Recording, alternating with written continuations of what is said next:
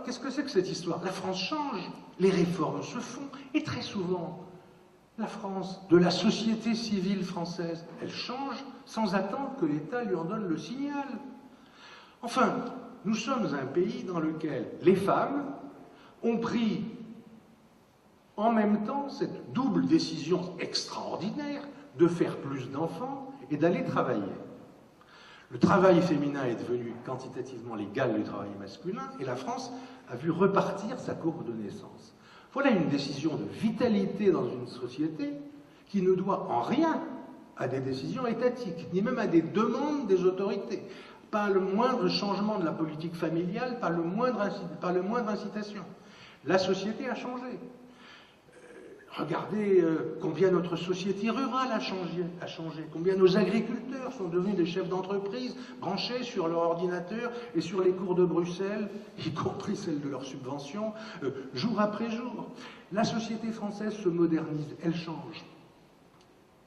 Mais évidemment, lorsque ce sont des réformes qui dépendent de l'État, les Français demandent quelque chose à l'État pour accepter les réformes, parce qu'en même temps, c'est un peu notre histoire de beurre et d'argent du beurre, en même temps, nous sommes très attachés à notre modèle social, dont nous pensons, à tort ou à raison, qu'il est le meilleur du monde. Vous savez, si moi aussi je raconte des histoires, il y a toujours, quand on parle par exemple de l'assurance maladie, dans les réunions de groupe que nous faisons avec des citoyens, il y a toujours la même histoire qui est racontée, qu'on soit à Paris, en province, chez des bourgeois, chez des ouvriers, toujours la même histoire vient pour montrer la différence. C'est que on est un accident, au bord de la route, il y a un type ensanglanté, il attend désespérément du secours, arrive une ambulance, l'ambulancier américain sort et demande au type « Quel est votre numéro de mutuelle privée ?» Et le type dit « J'ai pas de mutuelle privée » et l'ambulance repart. Cette caricature est dans l'esprit public français. Alors, nous tenons à notre modèle social, nous sommes persuadés que notre taux de remboursement est le meilleur d'Europe, et pour l'assurance maladie, je crois qu'en vérité, il doit y avoir des spécialistes ici, on doit être au 11e, au 12e rang. Bon, en tout cas, on y tient beaucoup, on ne veut pas changer comme ça, on n'est pas des activistes du changement, hein. Encore une minute, monsieur le bourreau, on aime bien le système, on n'a pas forcément envie que ça disparaisse d'un coup, mais si ça doit changer, et on comprend bien qu'il faut changer, on sait bien le changement économique, le changement démographique, bon, ça sera plus dur avant qu'aujourd'hui, ça sera encore plus dur pour les gosses, on le sait tous. Mais il y a deux demandes qui sont faites en permanence aux politiques. Deux demandes.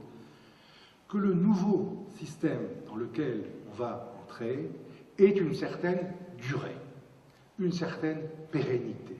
Il y en a marre qu'on vous dise en permanence, je vois le bout du tunnel, encore un effort, et remettre le couvert sur la table 3 ans après, 4 ans après. Non. Qu'on puisse avoir le sentiment qu'ok, on paye plus, c'est plus dur, mais au moins on sait que pendant un temps raisonnable, disons 10 ans, on va avoir un système sur lequel on pourra compter. Et puis la deuxième chose, c'est la justice.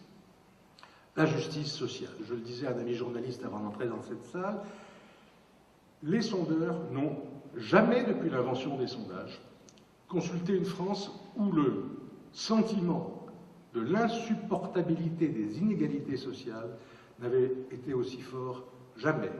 Les Français sont persuadés qu'on vit dans une situation plus injuste que jamais.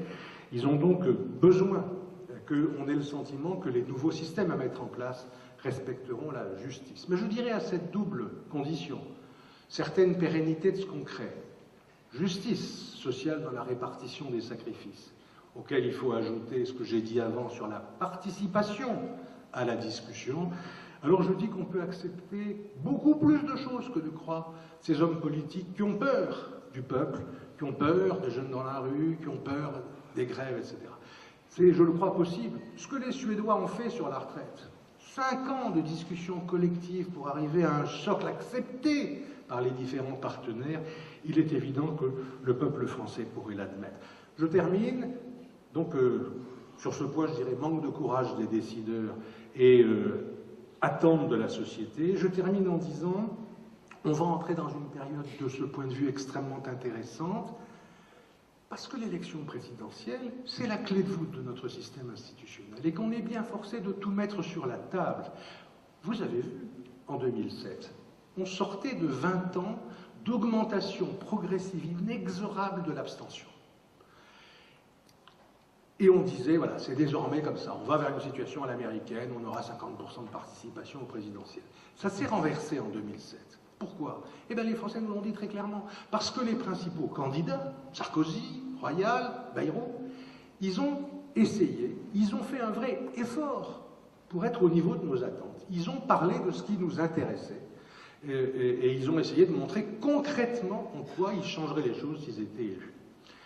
L'inconvénient, évidemment, c'est que ce coup-ci, la déception est là, comme souvent. C'est la déception qui fait qu'on a le sentiment « Ah, moi, je me suis fait avoir, j'y ai cru ». Vous savez, c'est comme on va voir un film avec De Funès, on rigole, puis on s'en veut d'avoir rigolé pour un truc aussi bête, quoi.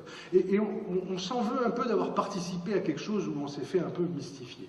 On est dans cette situation aujourd'hui, de grogne et de rogne. Mais les Français sont prêts à jouer le jeu si on joue le jeu du côté des acteurs. Et une élection présidentielle, ça se fait sur 3 niveaux, j'insiste pas. Le niveau des enjeux du moment, le niveau des personnalités en présence et le niveau des valeurs. Et bien, sur ces 3 niveaux, on va pouvoir discuter. On va pouvoir avoir ce vrai contact entre la société civile et la société politique sur les enjeux du moment, sur les personnalités en présence et sur les valeurs, y compris avec notre capacité à voir nos contradictions sur les valeurs. Vous avez vu les Français, au moment de l'histoire sur les Roms, à la fois ils ont dit plus de mesures sécuritaires contre les Roms, oui. Est-ce que ça attaque les libertés individuelles? Oui.